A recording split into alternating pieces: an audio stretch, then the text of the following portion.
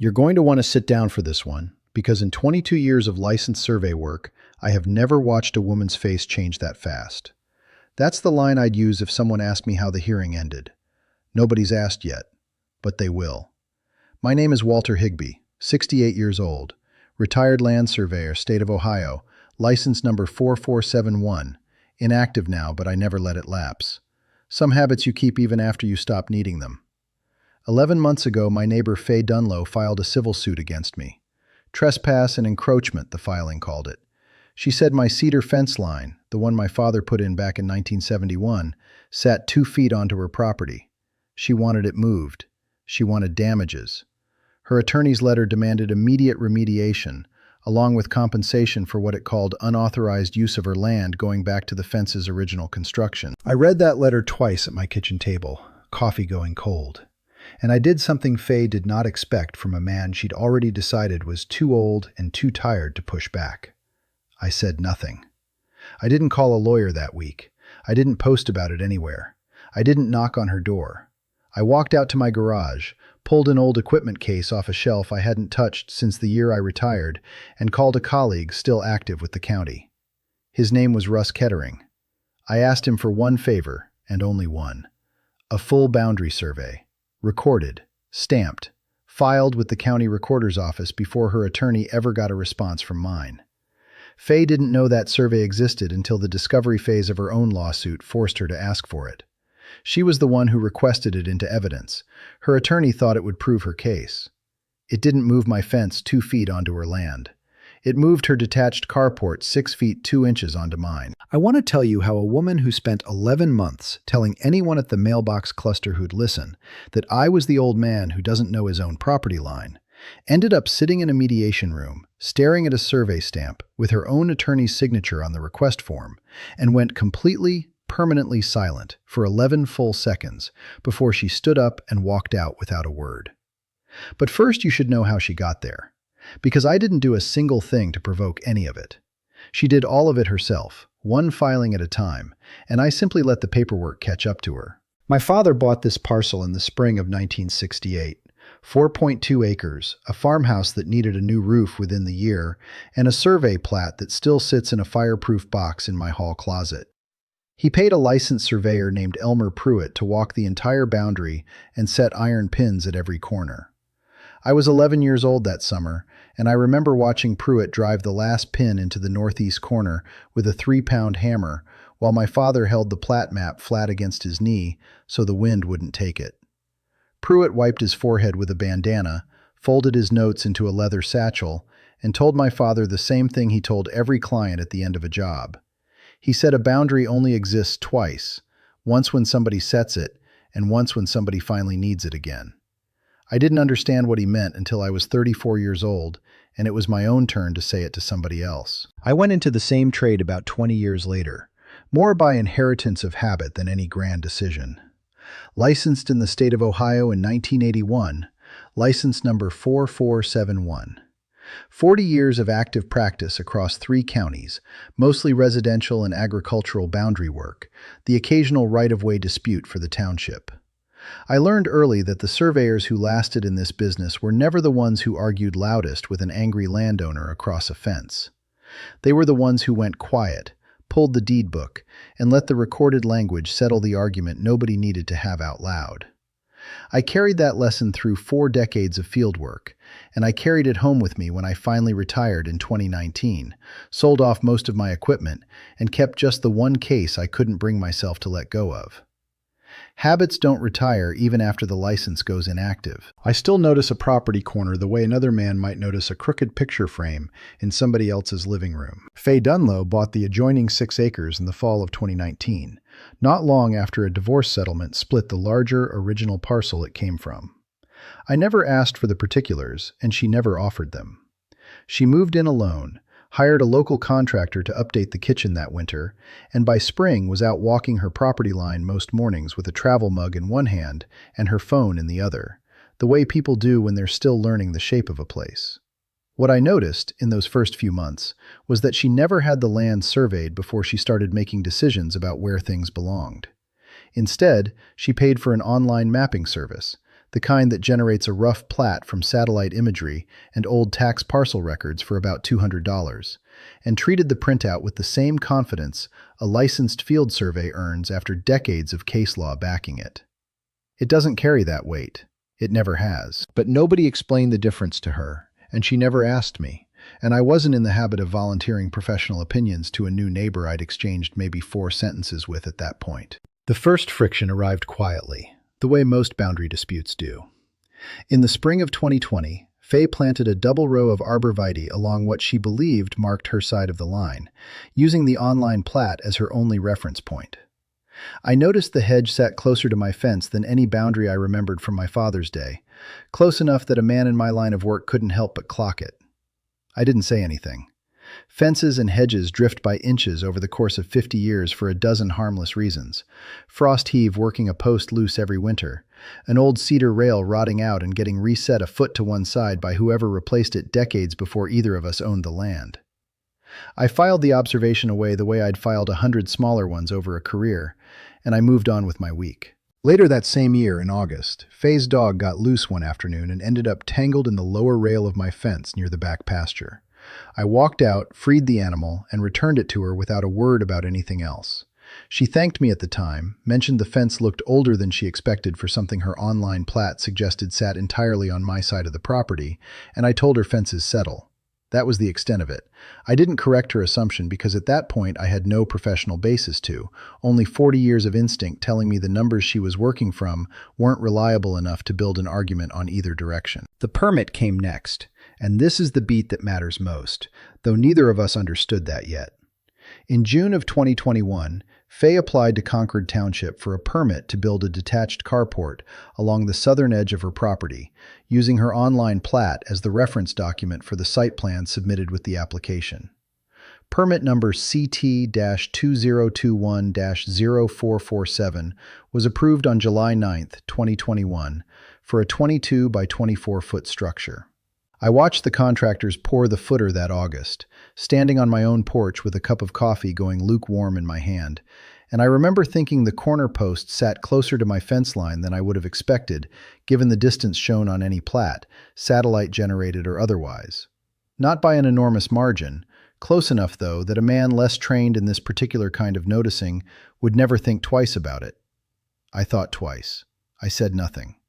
I assumed, the way you assume about a neighbor you don't know especially well, that the structure fell within whatever tolerance the township's zoning code allowed, and that it was none of my business until proven otherwise by something more concrete than my own gut instinct standing on a porch with cold coffee. Nothing else happened for almost 3 years. I mowed my fields. I fixed the roof my father never got around to replacing. Faye kept largely to herself, waved from her porch when our schedules crossed, and life on that stretch of road settled into the kind of quiet routine that makes 11 months of lawsuit feel, in hindsight, like it arrived out of a clear sky. Then, in April of 2024, a letter arrived from an attorney named Priscilla Vance, representing Faye Dunlow, demanding that I remove what it called an encroaching fence structure from her property within 30 days, along with compensation for what it termed unauthorized use of her land, dating back to the fence's original construction in 1971. The figure attached to that demand was $14,200. I sat with that letter at my kitchen table for the better part of an hour. Coffee went cold beside it.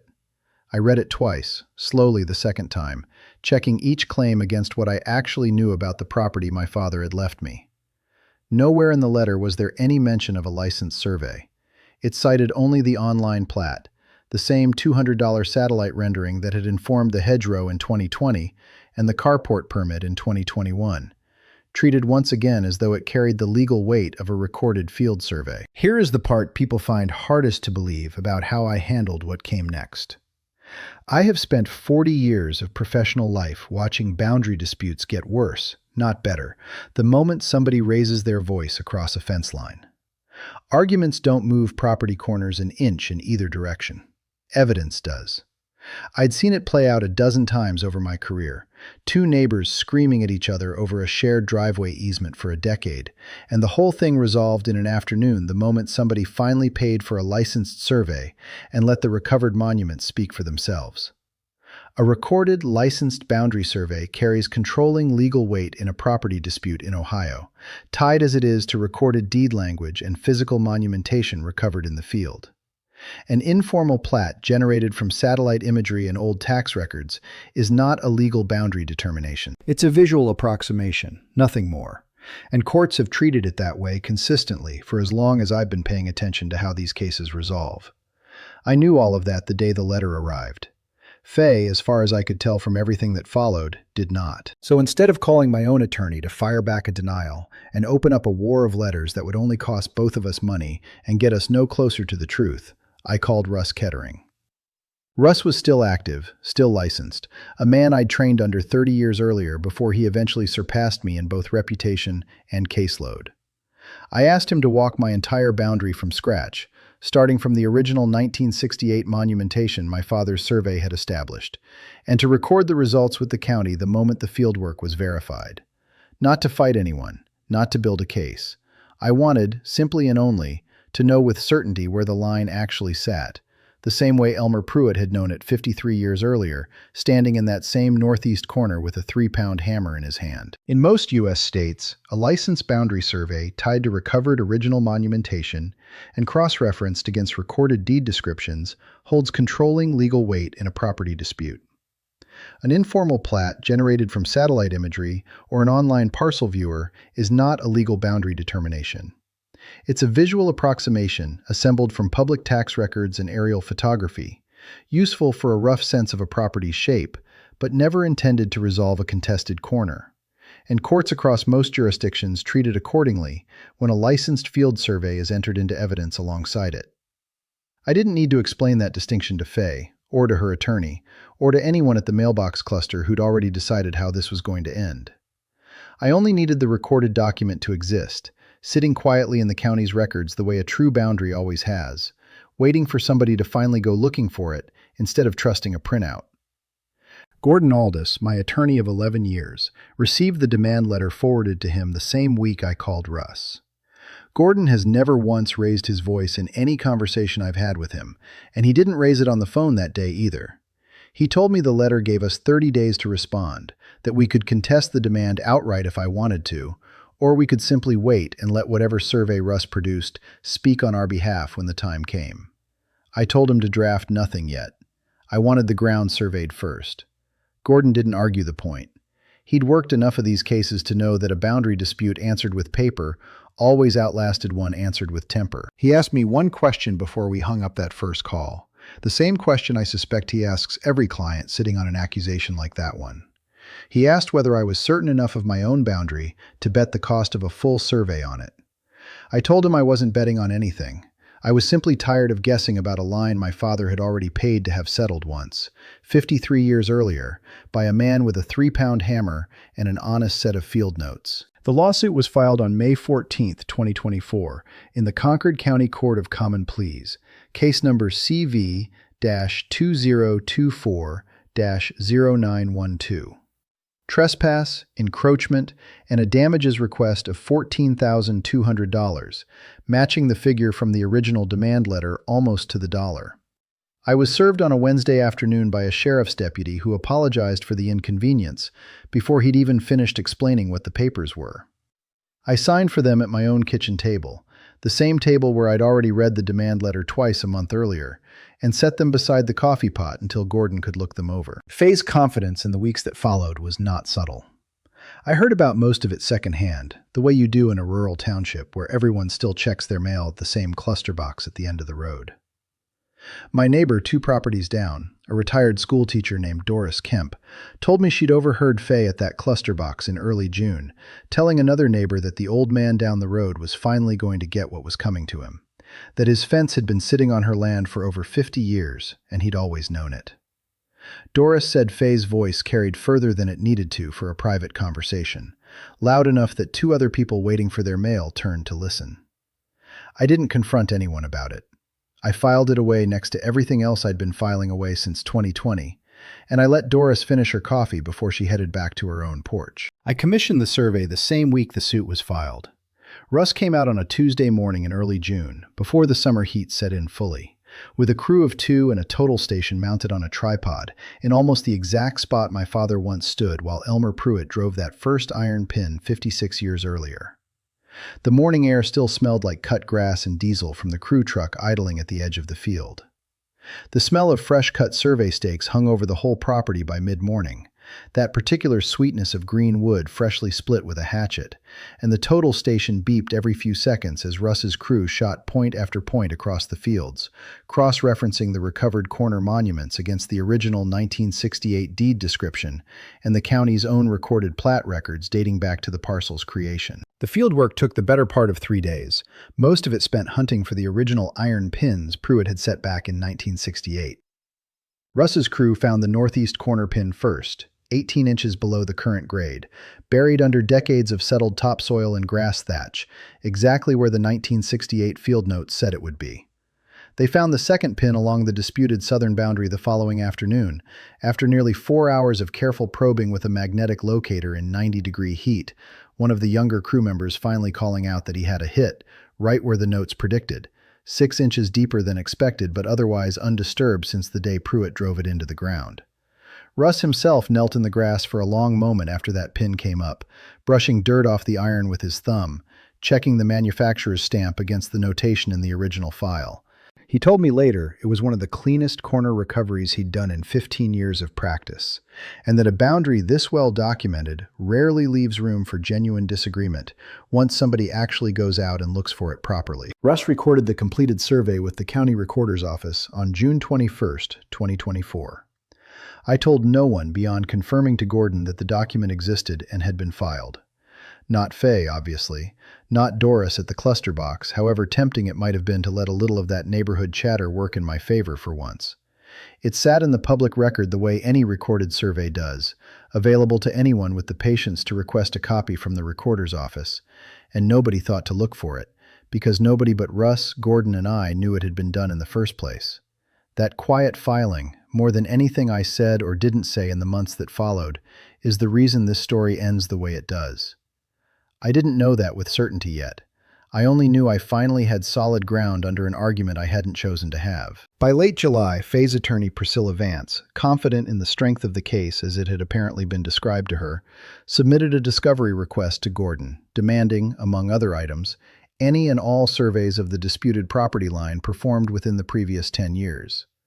She believed, reasonably enough given whatever she'd been told by her client, that any professional survey commissioned by me would only confirm what the online plat had suggested for years, that my fence sat where Faye claimed it sat, and that a licensed document would simply put an official stamp on her side of the argument. Gordon read the request twice, called me once to confirm the survey's existence and completeness, and told Priscilla's office in a short reply letter that we had exactly what was being requested and would comply in full within the time frame the rules required. He didn't gloat in the letter.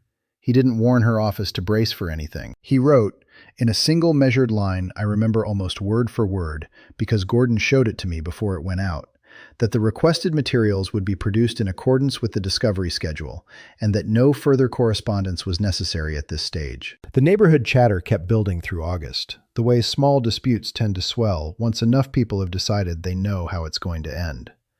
Faye posted in the local community Facebook group, a page called Concord Township Neighbors, with just under 600 members, naming me directly and stating that a judge would soon confirm what everyone already knew about that old fence line. The post gathered 340 reactions within 2 days, most of them from people who had never met either of us and had no particular reason to doubt her account, along with dozens of comments encouraging her to hold firm and not let an old man push her around on her own property. I read the post exactly once, on my phone at the kitchen table on a Thursday evening, scrolled past the comment count without reading further, and closed the browser tab. I never opened the group again for the rest of that summer. A woman named Patricia Lowe, who'd lived on the road even longer than Doris had, stopped by my porch one evening in early August with a plate of zucchini bread and an offer to talk to Faye on my behalf, the way small-town neighbors sometimes try to broker peace nobody's asked them to broker. I thanked her for the bread and told her, as gently as I could manage, that there wasn't anything left to talk through, that a piece of paper wasn't already going to settle on its own. Patricia looked a little disappointed by that answer, the way people often are when you decline the drama they were hoping to help mediate. But she didn't push, and she left the bread on my porch rail before she walked back down the road. Faye's contractor, the same one who'd poured the carport footer back in 2021, was interviewed briefly by her attorney's office that August as part of case preparation, according to something Gordon heard through the county's small professional circuit of surveyors and builders who all cross paths eventually. The contractor apparently confirmed he'd built the structure according to the site plan Faye provided him at the time, which had been generated from the same online plat that had informed every decision she'd made about that boundary since 2019. Nobody on her side of the case, as far as I ever learned, thought to question whether that plat had ever been accurate in the first place. Confidence, in my experience, rarely audits itself before it's forced to. The night before the discovery response went out, I sat at that same kitchen table with the recorded survey in front of me, the county's fresh stamp still faintly smelling of toner from the copy I'd requested that week. I didn't reread the coordinate figures. I already knew them by heart, the way you know the shape of your own hands. I just sat with the physical weight of the document for a while, the particular stiffness of a fresh, legal-sized page still holding the memory of the printer it came from. The way you sit with something you already understand is about to matter more to somebody else's life than they currently realize. There was one moment that summer that came closer to a direct exchange than anything else in the whole 11 months. In late July, not long after the discovery request went out from her attorney's office, Faye's own paralegal drove out to photograph the disputed fence line for the case file, a standard enough step in preparing exhibits for a hearing. I was out mowing the back pasture when the car pulled into her driveway, and the young woman walked the fence with a clipboard and a phone camera for the better part of 20 minutes, photographing the cedar rails from several angles, the arborvitae hedge Faye had planted in 2020, and the corner of the carport slab visible through the trees. She never crossed onto my side of the fence, and I never stopped mowing to speak with her. We exchanged a single wave across the distance, the kind two strangers give each other when neither one particularly wants a conversation, and that was the whole of it. I mentioned the visit to Gordon afterward only because he'd asked me to note anything unusual. He said it sounded like routine exhibit preparation, and told me not to think much of it, and I didn't. Russ, for his part, filed a brief supplemental note with the recorder's office in early July, clarifying two minor discrepancies between the original 1968 field notes and the modern GPS-based coordinates. Differences of less than half an inch across the entire boundary, well within the tolerance any licensed surveyor would expect, given the equipment available to Elmer Pruitt in 1968 versus the total station technology available to Russ's crew 56 years later. It was a small, unremarkable filing, the kind of housekeeping paperwork that rarely draws anyone's attention. It would matter later, in a quiet way, because it meant nobody could argue the modern survey had somehow been engineered after the fact to favor one side. The math simply agreed with itself, decade after decade, the way it had been agreeing with itself since before either Faye or I owned an acre of that ground. By the middle of August, Gordon had begun preparing the formal discovery packet in earnest, cross-checking every page against the request Priscilla Vance's office had submitted, making certain nothing beyond what was asked for went out, and nothing that was required got left behind. He walked me through the packet once at his office on a Tuesday afternoon, the recorded survey sitting near the top of a modest stack of exhibits, the certification page clipped separately so it couldn't be missed by anyone flipping through quickly. I remember him tapping that page once with 2 fingers and saying only that this was the piece of the case that would end up mattering most, regardless of what either side's attorney thought going into the room. He didn't say it with any particular satisfaction. He said it the way a man reads a weather report, stating a fact about something already in motion that neither of us had the power to change at that point, even if we'd wanted to. I asked him once, that same afternoon, whether he thought Faye had any idea what the packet actually contained before it reached her attorney's desk. Gordon shook his head and said that in his experience, a client who files first and verifies later almost never stops to ask what a survey might show before demanding one into evidence. He'd seen it plenty of times over his career, confidence arriving well ahead of confirmation, and a case built on the first instead of the second, rarely surviving contact with the kind of paperwork that doesn't care how certain anybody felt going in. The discovery response went out from Gordon's office on August 19, 2024, at 10:42 in the morning, according to the transmittal log his assistant kept for the file. It contained exactly what had been requested, and nothing more. No cover letter beyond the required legal certification, no commentary, no argument attached to any page. Faye's attorney, Priscilla Vance, received the packet and reviewed it privately before ever mentioning its contents to her client, according to what Gordon later relayed to me from a conversation he had with opposing counsel once the matter had begun moving toward settlement. What the survey showed, in plain and unadorned terms, was this. Russ had recovered both original 1968 corner monuments along the disputed boundary, matched their coordinates against the recorded deed description filed the same year, and cross-referenced the result against Concord Township's own tax parcel records and the supplemental filing correcting the half-inch discrepancy between the 1968 and 2024 measurements. My cedar fence line, the one Faye's suit claimed sat 2 feet onto her property, in fact sat 4 inches inside my own recorded boundary, well within any reasonable historical drift a rural fence accumulates over 5 decades. Her carport, built in 2021 under permit CT-2021-0447, using the online satellite plat as its official site reference, had its foundation resting 6 feet 2 inches onto my recorded parcel. The surveyor's certification note, the one Gordon had clipped separately so nobody flipping through the packet could miss it, stated the finding in language as plain as a weather report. Boundary corners recovered and verified consistent with original 1968 monumentation. Structure identified on adjoining parcel as encroaching 6 feet 2 inches along the southern property line. Priscilla Vance called Faye the following Monday, August 25th. Gordon relayed most of what happened on that call secondhand, from a conversation he later had with opposing counsel once both sides had begun discussing terms. Faye's attorney told her, in language Gordon repeated to me almost word for word months afterward, that her own requested evidence had just confirmed the exact opposite of everything the case had been built on, and that continuing to litigate from this point forward would only increase her financial exposure rather than reduce it. According to Gordon, Faye asked her attorney twice whether the survey could simply be wrong, whether a second opinion might produce a different result. Priscilla told her a second survey would only cost more money to arrive at the same recovered monuments and the same recorded deed language, and that nothing about the methodology left meaningful room for dispute. For the 2 weeks between that phone call and the scheduled mediation, I heard almost nothing further through the usual channels. Doris mentioned once, at the cluster box, that Faye's car hadn't been seen in the driveway as often as usual, and that the porch light had started coming on later in the evenings than it used to. I didn't read much into it at the time.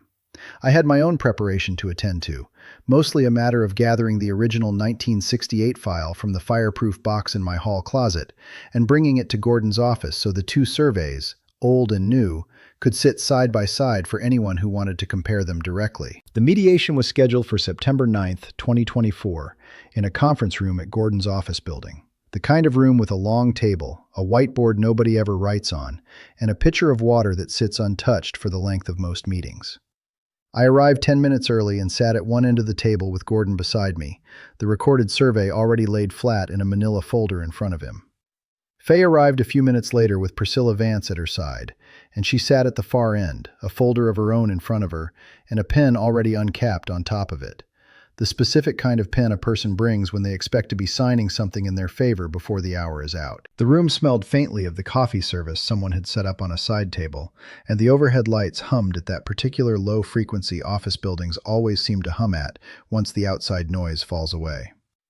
Faye's attorney opened with a brief summary of the case as originally filed, professional and measured, the tone of someone who still believed, at that point, that the meeting was a formality on the way to a settlement in her client's favor. Gordon let her finish without interruption. Then he slid the manila folder across the table, the recorded survey inside it, the same stamped document that had been sitting quietly in the county's public record since June 21st. Faye reached for it first, ahead of her own attorney, the way a person reaches for something they still believe is going to vindicate them. I watched her eyes move down the page, past the recovered monument coordinates, past the deed cross-reference, down to the single line naming the exact encroachment figure in bold certification language near the bottom. Her hand stopped moving. The pen beside her folder stayed capped. Nobody at the table spoke. I counted the silence without meaning to, an old habit from decades of standing in fields waiting for a total station to finish its reading, and it ran 11 full seconds before Priscilla Vance leaned toward her client and asked, quietly, for a short recess.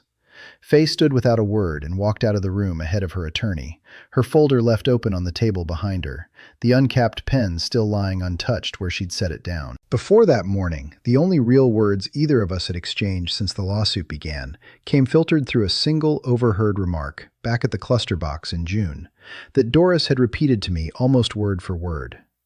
Faye had told a neighbor, loud enough to carry, "He's going to have to move that fence whether he likes it or not, and he knows it."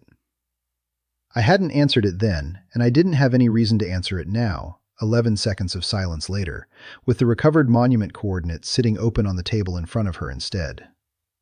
Gordon, once the recess had been called and the two of us stepped briefly into the hallway ourselves, said only one thing to me before the attorneys reconvened.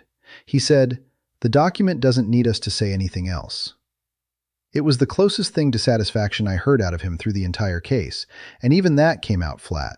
More observation than victory lap. I didn't say anything to her that day. Not one word. Not then and not after the recess. And not in any of the correspondence that followed over the next 2 weeks. There was nothing left for me to argue.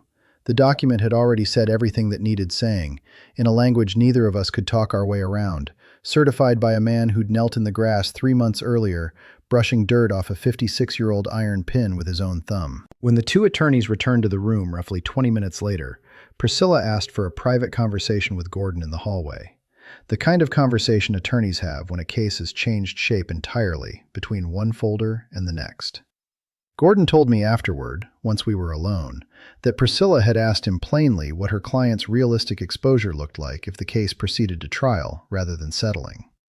Gordon's answer, delivered in the same unhurried tone he uses for everything, was that a judge presented with a licensed recorded survey against an uncorroborated satellite plat would have very little difficulty determining where the actual boundary sat, and that the removal costs for a 6-foot 2-inch encroachment, along with the legal fees accumulated defending a claim the evidence no longer supported, would likely exceed anything Faye had originally hoped to recover from me. The settlement negotiations that followed over the next 2 weeks were handled almost entirely between the two law offices, with occasional confirming phone calls to me from Gordon, and, I assume, equivalent calls from Priscilla to Faye.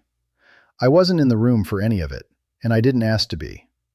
Gordon walked me through each draft of the agreement as it changed, mostly minor adjustments to the removal deadline and the fee figure, and each time he called I noticed the same thing. There was nothing left to negotiate about where the boundary actually sat.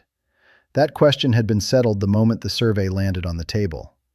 What remained was only the paperwork of consequence, the 60-day clock, the dollar figures, the language confirming the claim couldn't be refiled. The terms were finalized on September 23, 2024. Faye withdrew the lawsuit in full, with prejudice, meaning the same claim could never be refiled against me on the same facts. She agreed to remove the carport at her own expense within 60 days of the signed agreement, and to cover $9,600 of my accumulated legal fees. No admission of wrongdoing was required in the settlement language, and none was requested by Gordon on my behalf. The numbers on the page did the only talking that mattered to either of us by that point. I signed my half of the agreement at Gordon's office on a Tuesday morning, the same manila folder from the mediation room sitting closed on the corner of his desk.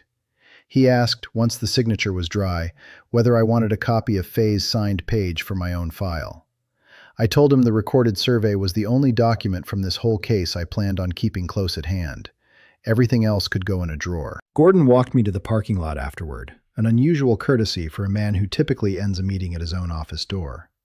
He mentioned, almost offhand, that he'd represented clients through boundary disputes that dragged on for 2 and 3 years, full trials, appeals, second surveys ordered by the court itself when neither side would accept the first. This one had taken 4 months from filing to signed settlement, start to finish, without a single hearing before a judge. He said the difference wasn't luck. It was that one side had gone looking for the truth before anyone asked them to, and the other side had built an entire case on the assumption that nobody ever would. Across most U.S. states, a properly recorded, licensed boundary survey functions as a controlling legal instrument in encroachment and adverse possession disputes, regardless of how long a structure has stood or how confidently a property owner believed their informal reference material to be accurate. A fence, a hedge, or a carport slab can sit in the wrong place for 50 years and still be moved the moment somebody produces the recovered monuments and the recorded deed language proving where the line was always meant to run. Time doesn't cure a boundary error on its own. Documentation does, eventually, for whichever party finally goes to the trouble of commissioning it and having it filed. The contractors came for the carport on a Saturday in late October, diesel exhaust hanging low in the cold morning air, the specific grinding whine of a foundation saw cutting through concrete that had stood for 3 years, believing itself 6 feet further from the truth than it actually was. I watched from my porch with a cup of coffee, not with any particular satisfaction, just the quiet accounting of a thing finally matching the paper that governed it. Faye's arborvitae hedge, the one planted back in the spring of 2020, along a line that had never been hers to plant it on, collected a fine layer of concrete dust by early afternoon, and one of the crew hosed it down before they packed up their equipment for the day. I didn't walk over while the work was happening, and nobody from the crew came looking for me either. Gordon had made clear in the settlement paperwork that the removal was Faye's responsibility to schedule and supervise, and I had no professional or personal reason to insert myself into a job that wasn't mine to oversee. I did notice, from a distance, that Faye herself never came outside during the 2 days the crew worked. Her car sat in the driveway both mornings. The porch light came on both evenings, same as it had all that fall, according to Doris. But the woman who'd once stood at the cluster box promising the whole road that the old man down the street was finally going to get what was coming to him, didn't step outside to watch her own carport come down in pieces. The crew foreman, a younger man I didn't recognize from any job in the township before that, walked over to my side of the fence on the second afternoon to ask permission to run an extension cord across the corner of my property for a cutoff saw, since the nearest outlet on Faye's side had tripped a breaker twice already that morning. I told him to run it wherever he needed, and I stood with him for a few minutes while the saw finished its cut, mostly out of habit more than curiosity. He mentioned, without my asking, that he'd done a fair number of these removal jobs over the years, additions and outbuildings that ended up on the wrong side of a line once somebody finally paid for a real survey, and that in his experience, the owner rarely watched the demolition happen up close. He said people tended to find somewhere else to be that week. I didn't ask whether he meant that as an observation about Faye specifically, or about the pattern in general. I let it sit the way I let most things sit by that point in the year. By the second week of November, the concrete slab was gone entirely, the ground leveled and reseeded at Faye's expense, per the settlement terms, and the only remaining sign anything had ever stood there was a faint rectangular discoloration in the grass that would likely take another full growing season to disappear completely. I walked the fence line once that week, the way I used to walk it as a younger man checking for storm damage after a bad winter, and stood for a while at the spot where the carport's southeast corner had once crossed 6 feet 2 inches onto my side of a boundary that had never actually moved at all. There was no crowd at the cluster box celebrating anything, and if I'm honest, I wouldn't have wanted one, even if the neighborhood had organized it. Doris mentioned once, in passing that November, that Faye had grown noticeably quieter through the fall, that she'd stopped attending the small monthly gatherings some of the women on the road held at each other's houses, and that by the following spring her property had a for sale sign posted at the end of the driveway. I don't know where she moved to. Nobody in the township seemed to know either, or if they did, nobody mentioned it to me, and I didn't go looking for the answer. Some information isn't mine to chase down just because a case is finally closed. My days went back, slowly and without any particular ceremony, to what they'd been before any of it started. Coffee at the same kitchen table every morning. The same cedar fence line running the same direction it had run since 1971, 4 inches inside where it was always meant to be, weathered gray now from over 50 years of Ohio winters, but standing exactly where my father had it built. I spent part of that fall resetting 2 fence posts that had finally rotted through near the back corner, not because the dispute required it, but because the posts needed resetting anyway, and I finally had the time and the inclination to get to it. Gordon called once in December, mostly a courtesy call to confirm the final settlement check had cleared and that the case file could formally close on his end. He mentioned, almost as an afterthought before we hung up, that in 11 years of representing me on the occasional small matter, this was the quietest resolution to the loudest sounding case he'd ever handled. He said most disputes this size generated at least one angry phone call from his own client somewhere along the way, usually more than one, and that he'd fielded exactly 0 from me across the entire 11 months. I told him there hadn't been anything to be angry about once I'd made the one phone call that actually mattered, the one to Russ back in May, before the lawsuit had even finished being served. Everything else after that was just waiting for the paperwork to catch up to a fact that had already been true since 1968. I ran into Priscilla Vance herself only once after the settlement, entirely by accident, at a hardware store 2 townships over the following spring. She recognized me before I recognized her, and she was gracious enough about it, extending a hand and saying only that she hoped there were no hard feelings about how the case had unfolded. I told her there weren't, and I meant it. She hadn't done anything wrong by representing her client zealously on the information she'd been given.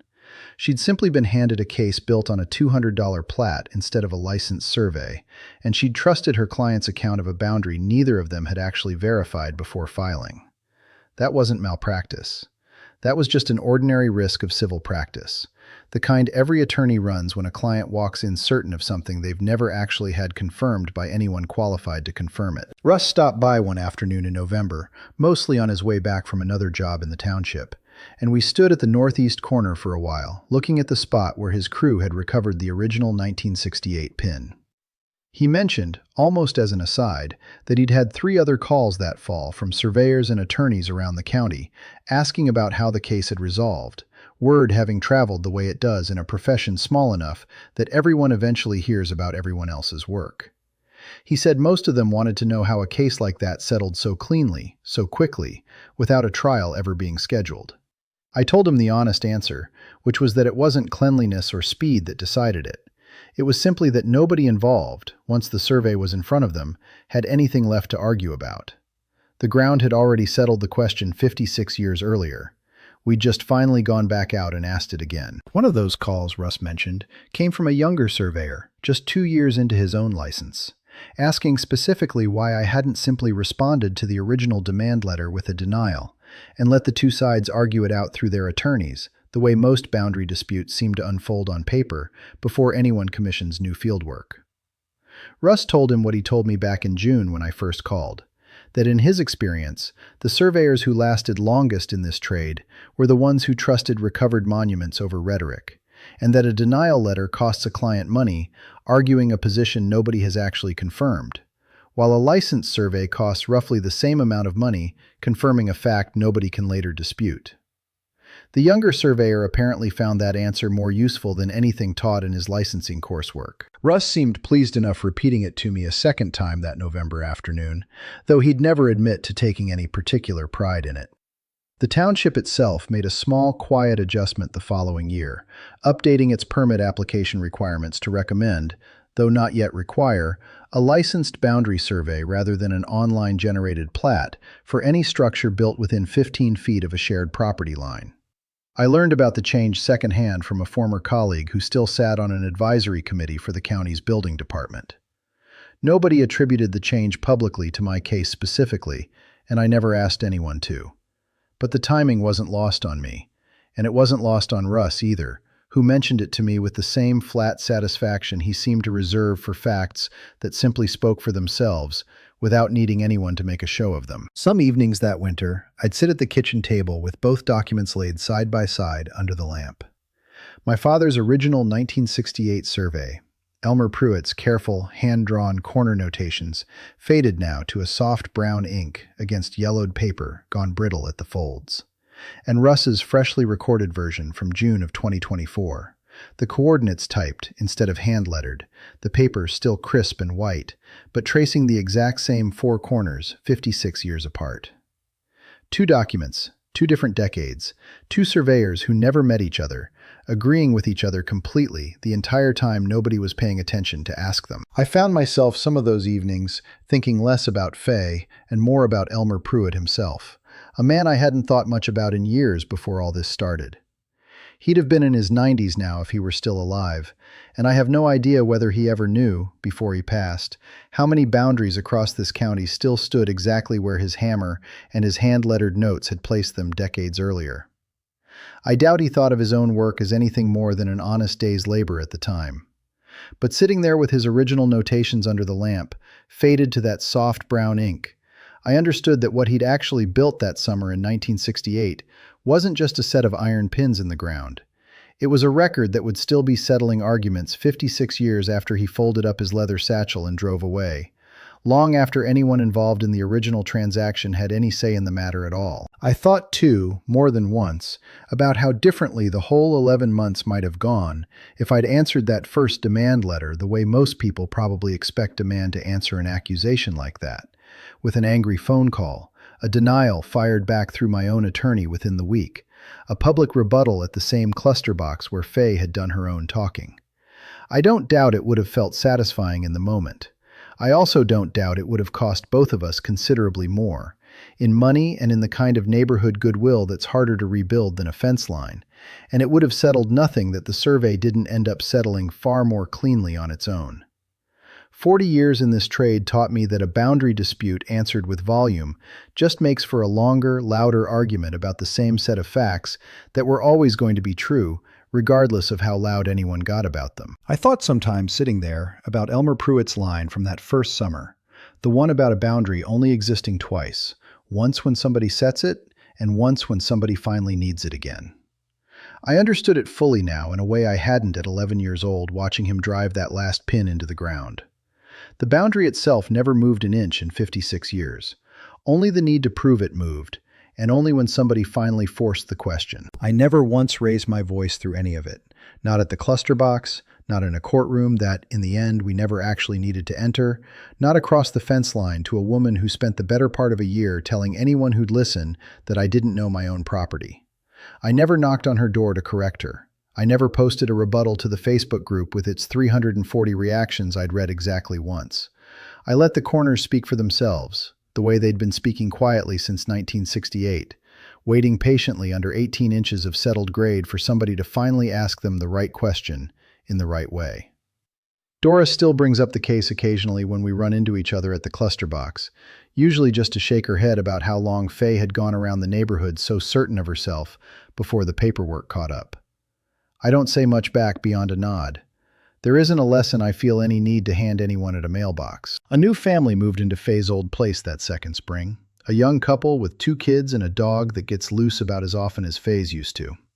I introduced myself properly the week their moving truck pulled in, mentioned that the fence between our properties had been surveyed and recorded just the year before, and offered, if they ever wanted it, to walk them through exactly where their recorded boundary sat, so there'd never be any confusion about hedges or outbuildings or anything else down the road.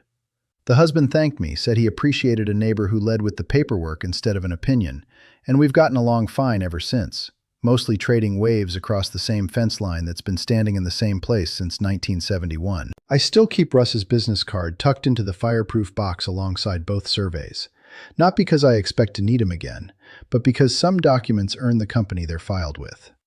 40 years of practice taught me plenty of things about property lines that never made it into any licensing exam. Most of it comes down to the same idea Elmer Pruitt told my father the summer I turned 11, the one about a boundary only existing twice. It existed the day somebody set it with a hammer and an honest set of field notes. And it existed again the day, 56 years later, when a woman convinced herself a $200 printout could argue with iron driven 18 inches into the ground by a man who never once raised his voice to make his case either. Some nights I still think about that 11 seconds of silence in Gordon's conference room, more than I think about the settlement figures, or the removal deadline, or any of the paperwork that followed after. 11 seconds isn't very long, measured against 11 months of demand letters and Facebook posts and clusterbox conversations I only ever heard about secondhand. But it was long enough. It was the exact length of time it takes for a person to look at a recovered corner pin, a cross-reference deed, and a certification stamp, and understand, all at once, that the ground itself had been telling the truth the entire time, waiting patiently under 18 inches of settled grade for somebody to finally go out and ask it the right question. The two surveys still sit together in that fireproof box in my hall closet, one faded almost to the color of tea, one still sharp and white at the edges, both saying exactly the same thing they've always said, 56 years apart, the ink different, the corners identical.